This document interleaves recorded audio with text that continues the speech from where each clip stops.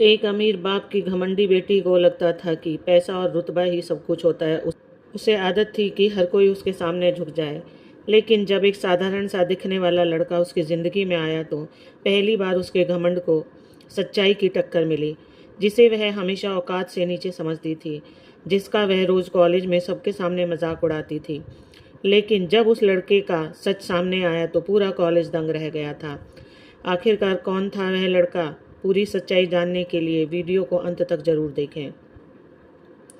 Video को like करें, channel को सब्सक्राइब करें और कमेंट में अपने विचार जरूर साझा करें।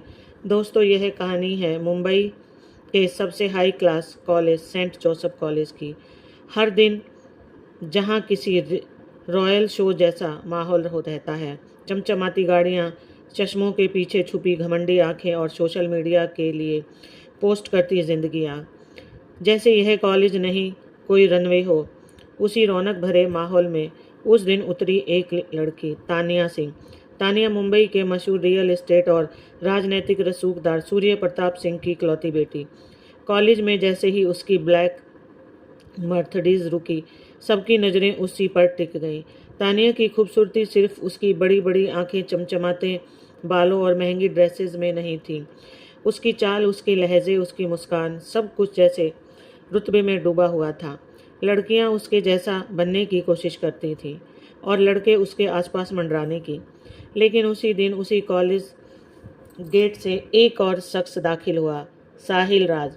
उसका पहनावा बहुत सादा था, हल्के रंग की टी शर्ट, पुरानी जीन्स और एक सीधा सा बैग। लेकिन चेहरे पर गजब का आत्मविश्वास और आंखों में एक अजीब सी रिश्ता था, जैसे किसी की ज़रूरत नहीं, कोई दिखावा नहीं, बस अपना सफ़र, अपनी कहानी।